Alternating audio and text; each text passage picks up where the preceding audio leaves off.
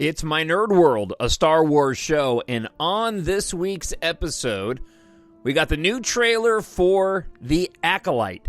Did you like it? I've pulled together a number of different sources to give you as much spoiler-free details as possible, and I will share with you my thoughts about the trailer. This week's episode is brought to you by Underdog Fantasy. Underdog Fantasy is a fan-favorite way to play fantasy sports. I'll give you details as we dive into today's podcast. As always, if you want to email, talkshownerd@gmail.com. It's an instinct. A feeling. The Force brought us together. We're not alone. Good people will fight if we lead them. People keep telling me they know me. No one does. But I do.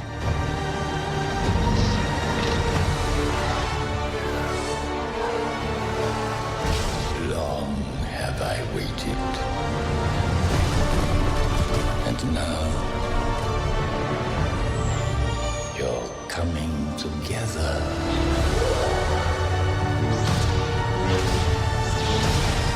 Is your undoing.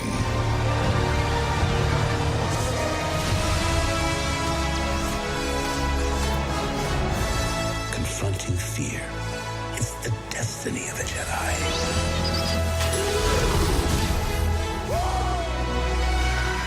Your destiny.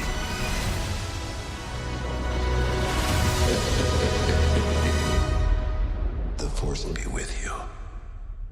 Always.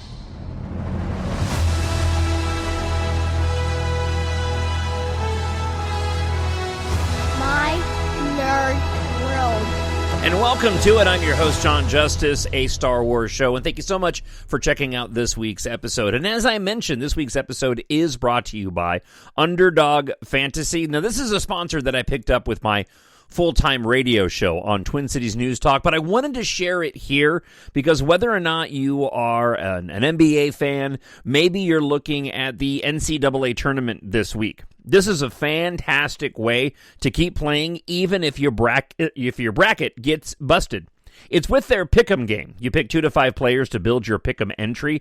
You just select higher or lower on all different kinds of stats in this week's starting NCAA tournament for a chance to win big. You actually win up to 100 times your money in a single night. Now, when you download the app, or go to UnderdogFantasy.com. Be sure to use the promo code for my radio show, TCNT. It's free to sign up, and they're going to match. Your first deposit of $10 or more up to $100 is going to get matched, and you're going to get a special pick. Now, I play the Pick'em game with Underdog Fantasy, and one of the reasons why I wanted to bring it up, I've been doing it with the F1 and NASCAR races. And I'm really glad that I have as well, because they'll give you the average finishing of a particular driver at that week's racetrack, and you just simply select higher or lower if you think they're going to do better or worse than what they typically average at that racetrack. And if you want to play along with me, I'd love to know what drivers you're picking, and then we can compare after the weekend's races. So again, go to UnderdogFantasy.com or just download the easy-to-use app, free to sign up. Just sign up, use the promo code TCNT, and check it out for yourself. Got to be 18 and present in the state where Underdog Fantasy operates. Terms apply. If you're concerned with your play, call 1-800-522-4700 or visit ncpgambling.org. Again, Underdog Fantasy. Check it out. I've been having a blast, and trust me, it's been absolutely worth it. This is not going to go the way you think.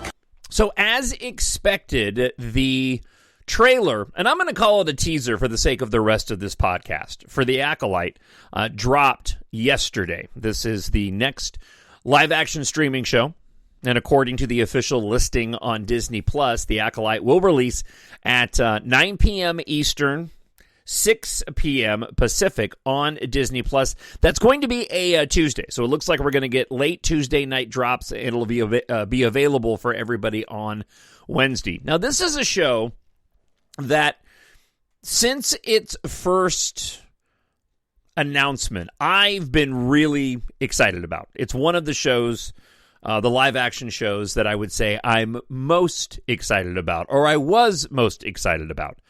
I'm putting a big question mark on this for a number of different reasons. Now, like I said, I've pulled from a few different sources here. I'm going to start off with a Hollywood Reporter article, and then I'm going to move over to a Collider interview Q&A with the showrunner and first director of the Acolyte series, Leslie Headland. And then I'm going to share with you a piece that the Daily Wire wrote up, and I'll share with you some of my thoughts on the trailer itself. Before I get fully into what I thought of the trailer, and hopefully you've had a chance to go and watch it for yourself, one of the reasons why I was so excited about the show was this was being billed, and it should potentially still be this way, although the trailer kind of pointed in a different direction. This was being billed as a dark side Sith-centric show, where those individuals would be the lead on this show, and I found that idea very intriguing. So let's get into these articles, and I'll share with you some of my thoughts as I work through them, and then I'll let you know how I felt about the trailer teaser itself. As always, if you want to email talkshownerd@gmail.com, I would love to hear from you, to hear your thoughts. So first off, let's start off with this article from the Hollywood Reporter. The creator of The Acolyte, Leslie Headland, talks about the unique perspective of her upcoming series. The writer-producer says the series is set 100 years before The Phantom Menace and will have a Rashomon-like quality to its storytelling. One of the questions I'll put out up front is, I wonder if we are entering into a new era of Star Wars storytelling fundamentally different than what we've received in the past. I watched a recent interview. Let me rephrase that. I watched an interview recently, of an older interview with George Lucas, when he was going into great detail, explaining the dark side and the light side, the balance between the two, and specifically getting into, when you go to the dark side, you do that to get these things that you want, but it's never enough, and you become selfish, and that's where the balance of all this is coming in.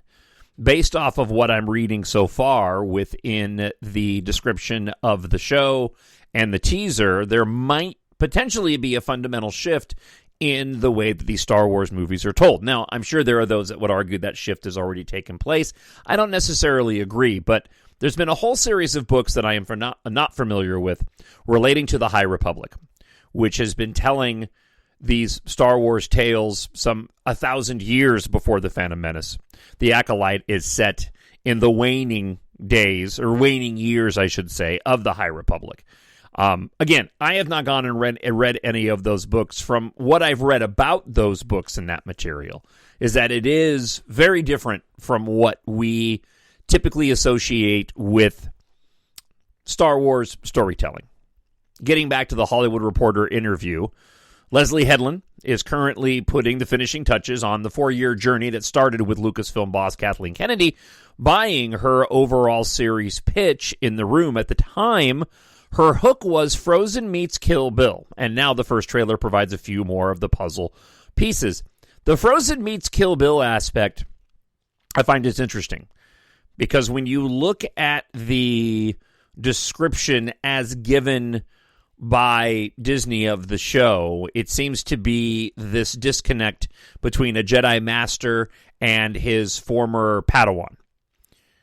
The Frozen aspect of it also seems to relate to what I know, and this isn't really a spoiler. My sense is when we get a full trailer and they actually give us story beats in that full trailer, that we'll get the information out to the public that there is a sister aspect to the storytelling, specifically around the mysterious character played by Amandla Stenberg, who plays the antagonist, the Acolyte in the series. The Frozen aspect of it I think relates to not only the sister dynamic in the Acolyte, but also the potential, and we'll get to this with the article from the Daily Wire, that this character, the Acolyte, could be a bit of an avatar to the main character in Frozen, where she wasn't necessarily evil, but her powers ended up pushing her in a direction where she ended up almost committing acts of evil. It's one of the reasons why I actually enjoy Frozen quite a bit. I wasn't the biggest fan of Frozen 2, but I like that dynamic in Frozen, where you had Elsa sort of teetering to her own dark side. And it was playing with this very modern, progressive theme of it's not really her fault and not really a true villain, which so much of the storytelling that we've received as of late in a number of different outlets, I feel like has missed the mark in terms of good storytelling, right? This sort of sympathetic villain as opposed to just an individual who's evil. Set a century before Star Wars: The Phantom Menace, Amandla Stenberg's mysterious character appears to be hunting Jedi during a time of peace near the end of the High Republic era. The trailer kicks off with Lee Jung-jae's Jedi Master urging a group of Padawans to not trust their own deceitful lies, and perhaps the same can be said of the trailer and the series' overall narrative. The show will be taking place a page out of Rashomon's playbook, exploring different perspectives on the same events. Some of the opening dialogue was very reminiscent as this Jedi Master was speaking to this group of Padawans in what looked to be a sort of standard Coruscant Jedi temple. It was almost beat for beat and close to being word for word of the Rey and Luke Skywalker training sequence in The Last Jedi. Hedlund tells The Hollywood Reporter, one thing to know about the show is that we've been talking about it as a mystery thriller. It's a serialized story, so each episode gives you more information about the story, and I'm very appreciative of that. And it's kind of the way that I've always described, and I haven't been doing it as specific, and this is exactly what she's talking about. Ahsoka is a serialized story where you look at the Book of Boba Fett, and probably more specifically The Mandalorian, as more episodic. As a matter of fact, I just began watching the Ahsoka series again last night, and sort of my excitement of at least seeing the trailer and getting excited about Star Wars again. And I realized when watching Ahsoka too that it really does serve as a pretty awesome companion to watch right after Return of the Jedi. You can kind of jump right to Ahsoka and without having all of the direct connections so far to The Mandalorian. We were obviously influenced by samurai films, also films like Rashomon, where you see one story and then you see it done a different way. And this was also done in The Last Jedi. So what separates The Acolyte from some of the other Star Wars series is that it's told in that particular way. Apparently, Jung-jae and Stenberg's characters have a history, as I mentioned, and so Hedlund adds that both parties will offer their points of view on the shared conflict. You definitely get a point of view of the Jedi, especially in terms of Amandla's character and trying to stop her and hunt her down, but you also get enough of Amandla's character's perspective that you can see how both of them exist simultaneously. The Russian doll creator Hedlund's first job as a writer on FX's short-lived cult classic series Terriers, and her first produced TV script Manifest Destiny, happened to be directed by Rian Johnson. She said, "I love Ryan. He's the first director I ever watched work, so getting to see him work on that show was just a dream. He was so quiet and nice." She goes on to say some other nice things about Rian Johnson. And I'll take this moment to mention as well that apparently there's going to be 8 episodes in the series. It will kick off with 2 episodes to start on June 4th, that Tuesday night. And each episode, they said, runs about 30 minutes, so you're looking at about a 4-hour in all series. I'm kind of indifferent to that, to be honest with you. I don't know. You know, I almost wish that we would just get 2-hour movies as opposed to breaking it up. And it's more just from a viewing perspective. Like with Ahsoka, I wish that we got Ahsoka and I wish they would put that out together as one big collective story without the breaks in between each episode. I think that would work really well. And why streaming platforms don't do that, I don't know. It's probably because they can get more views that way. So getting into the Q&A from The Hollywood Reporter, They ask, what's the Cliff Notes version of your way onto this project, including your pitch? I love Star Wars. I absolutely adore it. As soon as Russian Doll came out, I'm calling Lucasfilm. That's where I want to work. That's what I want to do. So I pitched them. The elevator pitch was Frozen meets Kill Bill, which I said at Star Wars Celebration, and I went through what I believed would be a rough Season 1 outline, and then an overall series Bible, essentially. Kathleen Kennedy bought it in the room and said, I love it. I want to start working on it. And we did. We did a lot of development on the scripts. We had a lot of great writers in the room. It took a while to get the prep going because these are such huge projects, and we did a lot of our stuff practically in London. We didn't use the volume at all. So it was a lot of prepping for the show, and that's very interesting. I want to add this here. A bit of my concern, it goes back to what I was talking about on last week's episode. And that was just the problem with the diminishing quality that Disney and Lucasfilm have been putting out as of late, and how you cannot bank on Disney to produce great work every time like you used to, say, 20 years ago. I'm a little bit concerned on a show like this because of so much of the societal content seeping into the storytelling that's really one-sided, and it seems to ruin a lot of the storytelling. Considering that this show's been worked on for many years now, I'm just wondering how much of what's ruined so much potentially good content may be baked into this show. It remains to be seen. I feel like we are shifting away from a lot of this because simply it doesn't sell. Good storytelling sells. Agenda-driven storytelling doesn't sell. I think case in point is the success of Dune Part 2. They just told the story. There was clearly no agenda involved in that. Unfortunately, there's been a lot of agenda in Disney content as of late, and I'm just wondering if that's been baked into this at all, or while there has been a level of agenda doing that thing with my fingers, even going back to the original trilogy and commentary that George had, it was never in your face, and so if it's organic to the storytelling, I think it's fine. Remains to be seen when it comes to The Acolyte. We'll have to wait until it comes out. Getting back to The Hollywood Reporter, and then the shoot went really smoothly. It was long, and there was, as you can see from the trailer, a lot of martial arts. So we had an incredible stunt team. We did some incredible work, and the talent did a lot of their own action. A lot of them had either done it before, like Carrie-Anne Moss, who's from Matrix fame, Lee Jung-jae and Daphne Keane, and then Amanda Stenberg just threw herself into training and did incredible work in a short amount of time. It got to the point where we started calling her Bruce Lee because she was too fast. We were like, you have to slow down because we can't tell that it's your face. You look like your stunt double because you're going so quickly. We have to actually catch the move. So Star Wars The Acolyte takes place, as I mentioned, towards the end of the High Republic, 100 years before The Phantom Menace. The interviewer asked, now I'm presuming Amanda Stenberg is playing the title character, but it can be said that her character is an acolyte of the Sith, the Jedi, or is that open to interpretation at this time? She goes on to say, it's open to interpretation at this time, but you will discover it when you're watching the show. It will be revealed. One thing to know about the show is that we've been talking about it as a mystery thriller. It's a serialized story, so each episode gives you more information. We were obviously influenced by samurai films, as we mentioned before.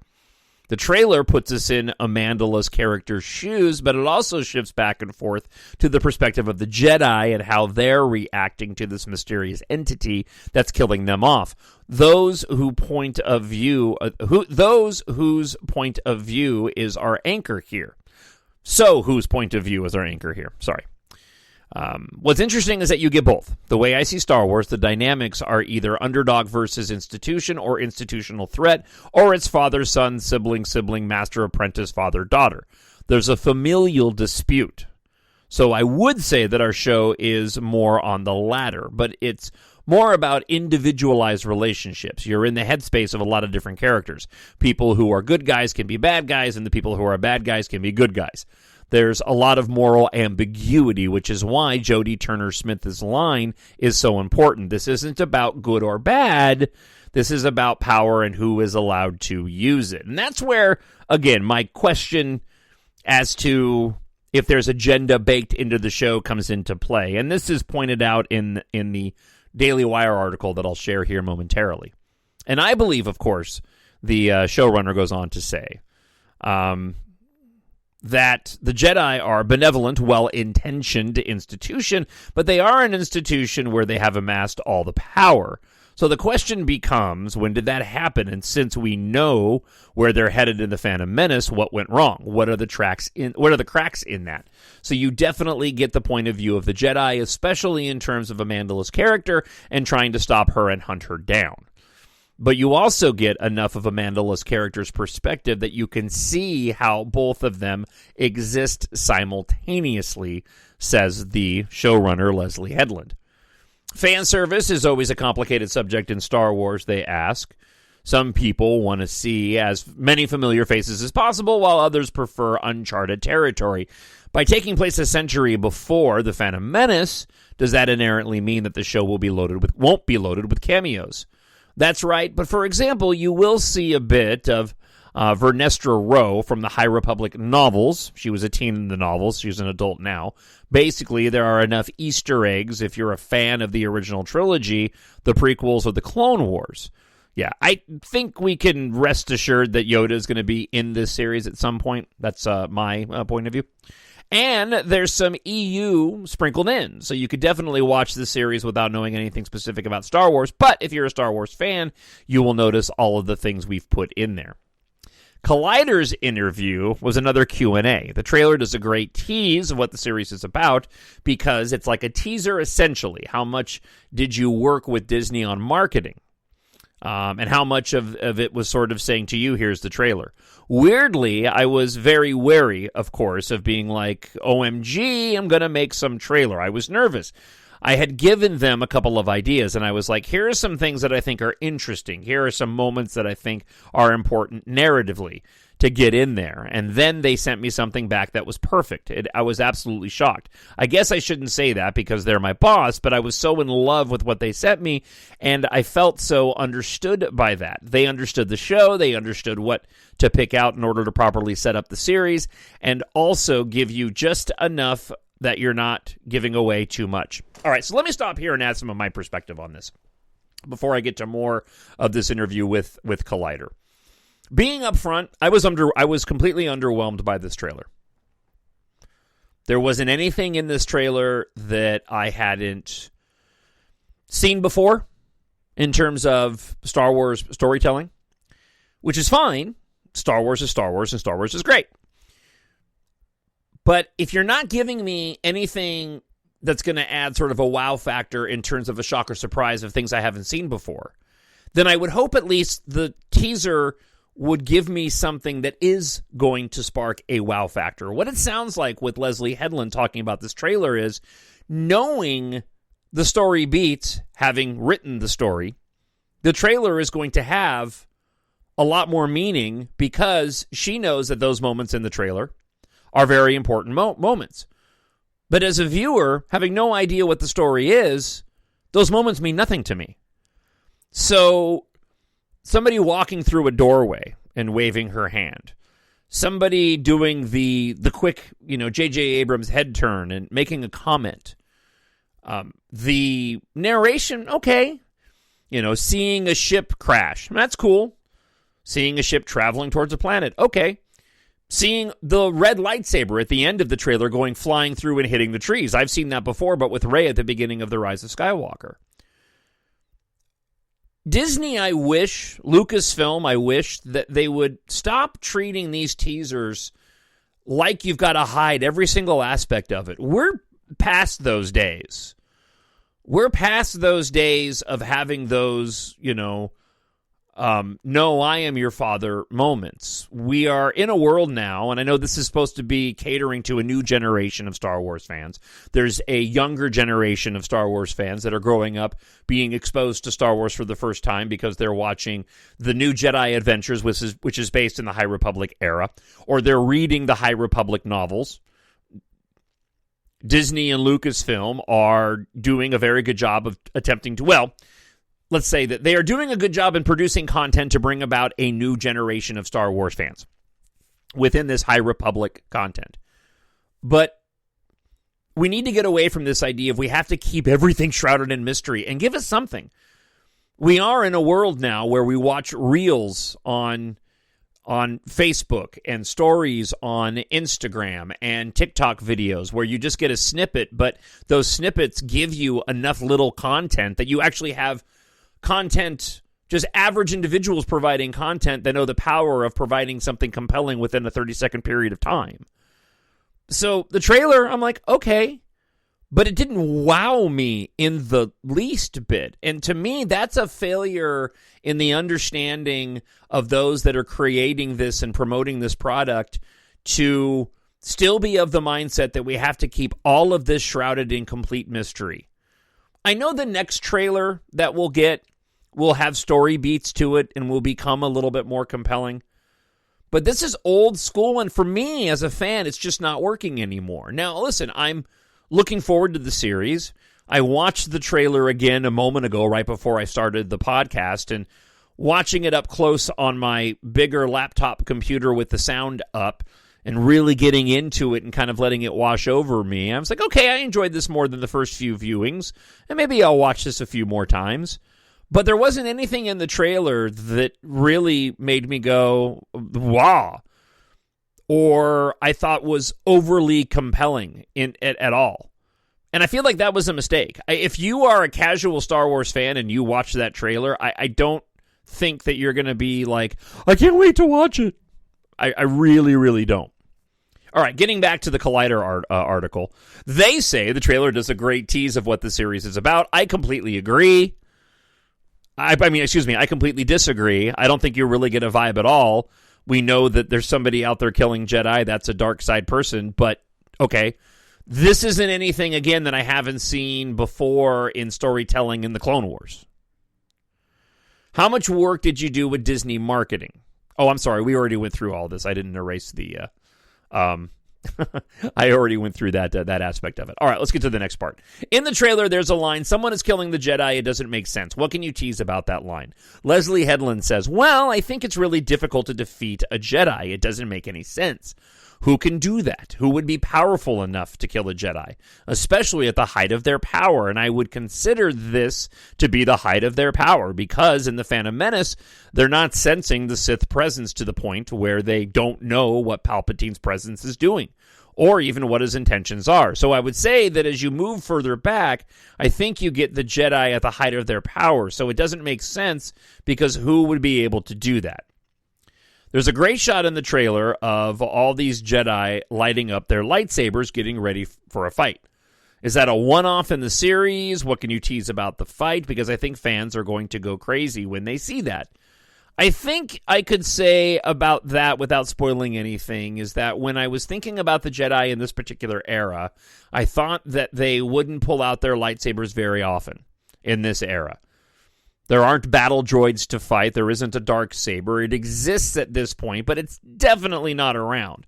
So why would they pull out their lightsabers? Would they only pull out their lightsabers if they felt like they were really easily being threatened? And so what I can say is that they are very threatened in that moment when they pull them out. Also, right after that shot is the shot of a red lightsaber flying through the trees. I believe the series is 8 episodes and they are 30 minutes or more like an hour. Headland says, about 30 minutes, yeah. I would say some of them are a bit longer, like the finale. I think it's 40 minutes. But there are also some that I think are barely 30 minutes. On average, I would say somewhere between 30 and 35. If Star Wars is about the underdog versus the institution, hey, underdog. In The Acolyte, the Jedi are the institution, Headland says. I was so interested in a storyline where the Jedi were at the height of their power. And I don't mean like The Phantom Menace, because at that point there's a Sith Lord in the Senate, and they're not picking up on. Headland wanted to explore further back to seeing a Sith seemed as likely as encountering a velociraptor. Like it's a thing I've heard of, but it's not a thing that you would ever consider interacting with. So, soft confirmation that the red saber-wielding hero is a Sith and not some dark Jedi, people have speculated. Now, there is a line, the Sith haven't been seen for a millennia. So, there's always the future storytelling-wise past content that sometimes goes and conflicts with the present storytelling. So we'll see if they were able to go and rectify that particular line, given that there's supposed to be Sith in this series. I will say the promo poster I thought was rad. In a time of light, a darkness rises. Okay, that's cool. But seeing the lightsaber and then with the red blood streak replacing what would be a red lightsaber blade, I thought was one of the coolest posters that I had seen for a long, long time. So one more bit of information on this, and I got this from the Daily Wire.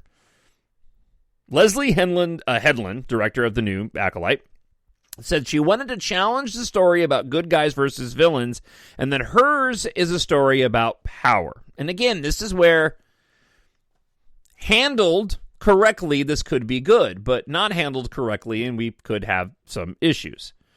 She said her new series looks at the Jedi as an institution, as a concept, as an entity that has amassed a lot of power, and that's good. I'm not saying it's wrong, but I do think that when Jodie Turner-Smith has the line at the end of the trailer when she says it's not about good or bad, this is about power and who's allowed to use it. Really, I think that that's the question we're asking, and that's a really good question. It's not somebody is good, somebody is bad. There's an imbalance. Now, this is very typical for Star Wars, so I don't want to speak in such a way as to say this has never happened in Star Wars. This has happened always in Star Wars. Originally, we all thought that Darth Vader was just an evil, awful person, and we've now learned that he wasn't always that way, which is typical for most people, right? I mean, that's just typical storytelling. Kylo Ren, as well, was supposed to be kind of the inverse of what Vader was, and they ended up changing it along the way, but very similar. An evil character who ends up turning back to the good side. The idea, though, of the challenge of the story, this is about power. Again, I'm just putting a big question mark on it. Someone might be imbalanced morally, but if there's a power imbalance, how does that affect the power of Star Wars? And we've never seen the good guys outnumber the bad guys to this extent. I guess that's how it's different. Headland said the Jedi we see in the trailer are reminiscent of the time of the prequel trilogy. I think you're seeing the Jedi when they are this very large institution, a benevolent one, but they're closer to who they are in The Phantom Menace, obviously, than the original trilogy, where you feel like they're almost extinct. In a weird way, the Phantom Menace and the prequel trilogy, the Jedi outnumbered the Sith, she added. And then in the original trilogy, the Empire outnumbered the Jedi, which is why a show based on the bad guys was interesting to me in that era. What does the underdog look like, even if they're the bad guy? But also, the Clone Wars inspired the Acolyte, a lot being inspired by the Night Sisters. We don't have any Night Sisters in this show, but being inspired by them, being inspired by Asajj Ventress, I definitely took some inspiration from that. The Night Sisters are the matriarchal society that uses dark magic, use the Force differently than the Sith, seeing themselves as able to tap its power without being consumed by it. Headland said throughout her series that she often wanted their referencings from the Clone Wars or Return of the Jedi to the famed Cantina scene because she's a longtime Star Wars fan. I think when you get the opportunity to do Star Wars, you're a Star Wars fan, and the idea is to get in a lot of your wish list, and hopefully other people are excited about it too.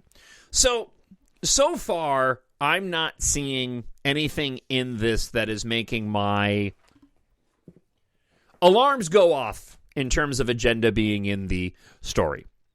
What gives me some level of confidence is that, apart from a few instances here and there, most of the Lucasfilm storytelling that's been put out on the Disney platform has avoided this. I didn't feel that there was any of the agenda that we see within a lot of content being made lately, seeping into the Book of Boba Fett or Obi-Wan Kenobi, despite the sort of lackluster production and writing on that show. A little bit in The Mandalorian, and I know that people will point to Ahsoka being that way, and I'll use the word woke. I don't see it like that. I think sometimes people just simply get annoyed where they feel like there's too many female-centric characters in shows. I don't care. I've always enjoyed female heroes, protagonists, antagonists. I wrote them in my own EMBARK science fiction series. The first 3 stories in my series, they kind of focus on Taftgardia, but if you've read the books, you'll know that Keitha Morrow, in that first story, Keitha and Taft are kind of equal characters. And when you get into the second trilogy in the series, starting with book number 5, The Rocket Queen, the story has a young female lead in Luna that carries through those stories. I just happen to like seeing females. So for me personally, I don't see that necessarily as being agenda-driven if they're handled in the right way. So I'm still looking forward to The Acolyte. I think even covering it now just for this show, I'm probably a little bit more encouraged than I was before, even though in its onset, seeing the trailer yesterday, I was anything but blown away by what I saw.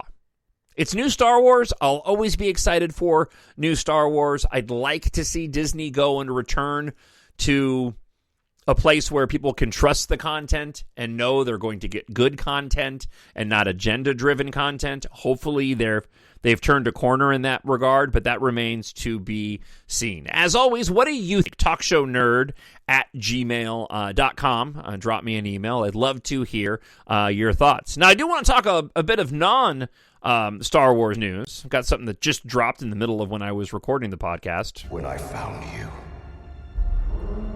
I saw raw, untamed power. And beyond that, something truly special.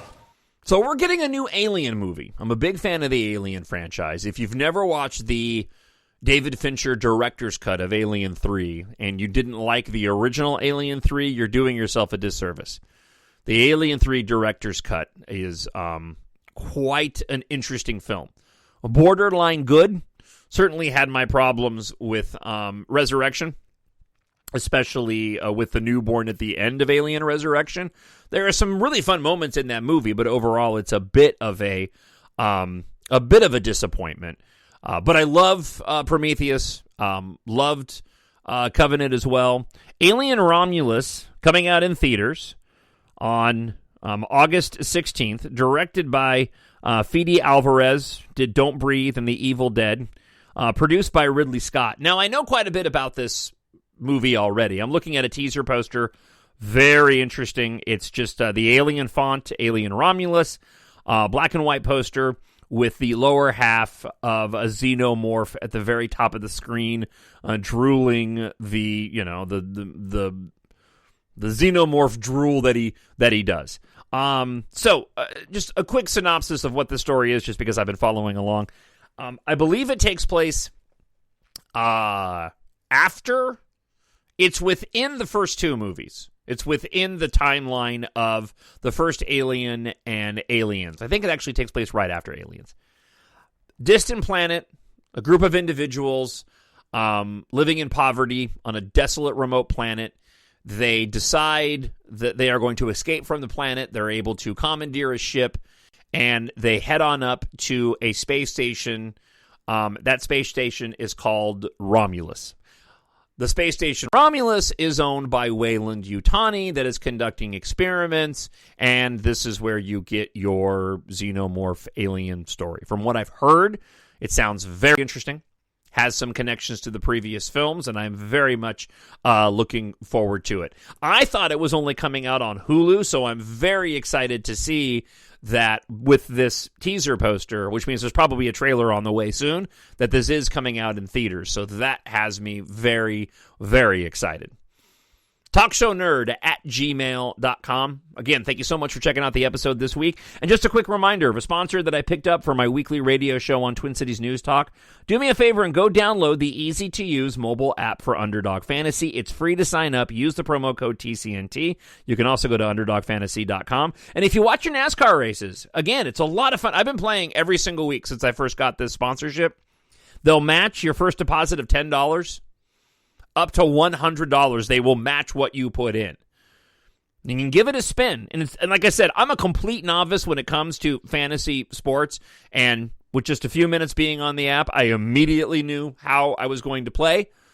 They've got some really interesting ways to do so, so I would encourage you, go and check it out. Again, download the easy-to-use app, Underdog Fantasy, or go to underdogfantasy.com. Just be sure to use that promo code TCNT. Must be present, again, 18 or over and present in a state where Underdog Fantasy operates. Terms apply, and if you're concerned with your play, 800-522-4700 or visit ncpgambling.org. One more item of note before I let you go. If you like to read, pick up my science fiction series, EMBARK. 7 books in all in the series. Treat yourself, a friend, or a family member with science fiction. Written for adults, but great for ages 11 plus.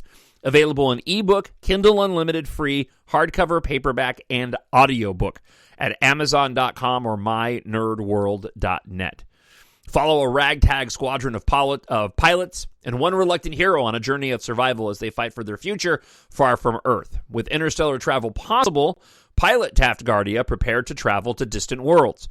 But when an apocalyptic industrial accident sparks a global evacuation, exploring the stars becomes a matter of survival. Meanwhile, a ruthless corporate madman with an armada of starships threatens every vessel not loyal to his regime. When a cryptic message from the past leads to what may be the only key to stopping him, it's up to Taft and his squadron to save Earth's evacuees before it's too late. Head on over to Amazon.com, search for Jon, Jon Justice, and EMBARK, or mynerdworld.net. Thank you so much for checking out this week's episode. I look forward to hearing from you between now and next week. And I'll have my review of this week's Bad Batch episode. I have not had a chance to watch it yet. I'm waiting for my son to get home this afternoon. So I'll share with you my thoughts next week on this week's episode and next week's episode. I hope wherever you are, you're happy, you're healthy, and you are safe. God bless, and I'll talk to you then. Bye. The Force will be with you, always. My Nerd World.